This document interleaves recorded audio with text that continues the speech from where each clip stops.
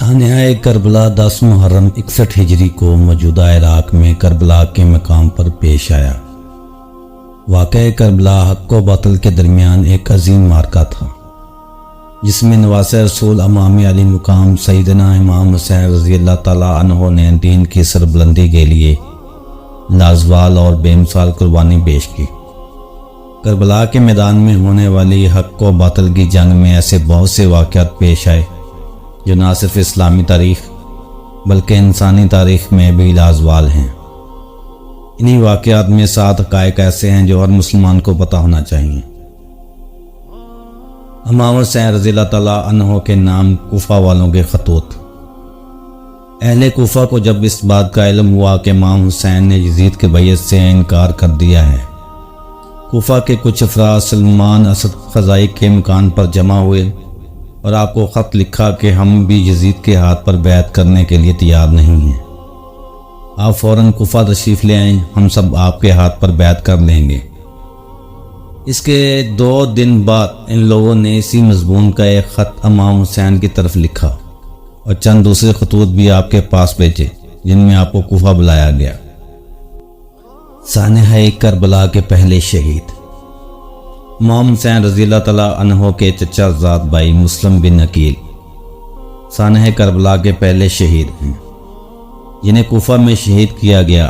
امام حسین رضی اللہ تعالیٰ عنہ نے اہل کوفہ کے خط ملنے کے بعد مسلم بن عقیل کو اپنا سفیر بنا کر کوفہ روانہ کیا تھا، تاکہ وہ کوفہ کے حالات کا جائزہ لے کر امام حسین کو آگاہ کر سکیں۔ امام حسین کے ساتھ کوئی فوج نہیں تھی۔ امام حسین نے جب مکہ سے کوفہ کی جانب سفر شروع کیا تو آپ کے ساتھ آپ کے خاندان کے کچھ افراد، جن میں بچے بھی شامل تھے، اور چند اصحاب تھے۔ امام حسین کا کوفہ کے جانب سفر اہل کوفہ کی دعوت پر تھا اور آپ کا یزیدی فوج سے جنگ کا کوئی ارادہ نہیں تھا۔ زدک شاعر سے ملاقات۔ وادی تعلیم سے سفر کر کے جب امام علی مقام کا قافلہ وادی صفا پر پہنچا تو مشہور شاعر زدک آپ کی خدمت میں حاضر ہوا۔ امام حسین نے زدک شاعر سے پوچھا کہ کوفہ اور کوفہ والوں کی کچھ خبر ہے تو مجھے دو، جس پر شاعر نے کہا کہ کوفیوں کے دل آپ کے ساتھ ہیں اور ان کی تلواریں یزید کے ساتھ ہیں۔ کربلا کی زمین کی خریداری۔ امام حسین رضی اللہ تعالیٰ عنہ کا قافلہ جب میدان کربلا میں پہنچا تو آپ نے سب سے پہلے اس علاقے میں آباد بنی اسد کے قبیلے کے سرکردہ افراد کو بلا کر ان سے زمین خریدنے کی خواہش ظاہر کی۔ امام حسین نے زمین کربلا 60 درہم میں خریدی۔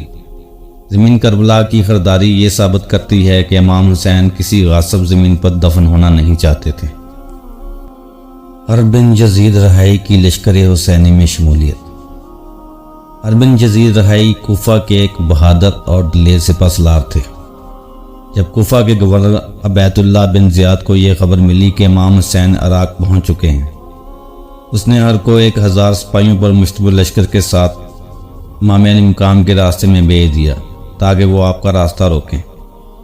صبح عاشور ہر نے جب یہ دیکھا کہ یزیدی فوج امام حسین کو قتل کرنے کے در پر ہے تو وہ یزیدی لشکر سے نکل کر لشکر حسینی میں شامل ہو گیا اور شجاعت و بہادری سے لڑتے ہوئے امام علی مقام کے مشن پر اپنی جان نچھاور کر دی۔ میدان کربلا کے آخری شہید۔ میدان کربلا میں امام حسین کے تمام ساتھی یزیدی لشکر سے لڑتے ہوئے شہید ہو گئے۔ آپ گھوڑے پر سوار ہو کر یزیدی لشکر سے ٹکرائے، گمسان کی لڑائی ہوئی اور پھر قبیلہ کندہ کا ایک شخص آگے بڑھا، اس نے امام حسین کے سر مبارک پر حملہ کر دیا، جس سے آپ شدید زخمی ہو گئے اور سواری سے زمین پر تشریف لے آئے۔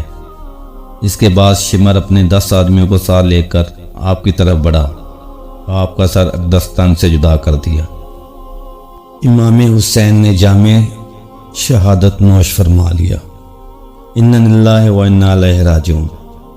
امام حسین کا یہ اثار اور قربانی تاریخ اسلام کا ایک ایسا درخشندہ باب ہے جو راہ روان منزل شوق و محبت حریت پسندوں کے لیے ایک اعلیٰ ترین نمونہ ہے۔ سانحہ کربلا آزادی کی اس جد و جہد کا آغاز ہے جو اسلامی اصولوں کے بقا اور احیاء کے لیے تاریخ اسلام میں پہلی بار شروع کی گئی۔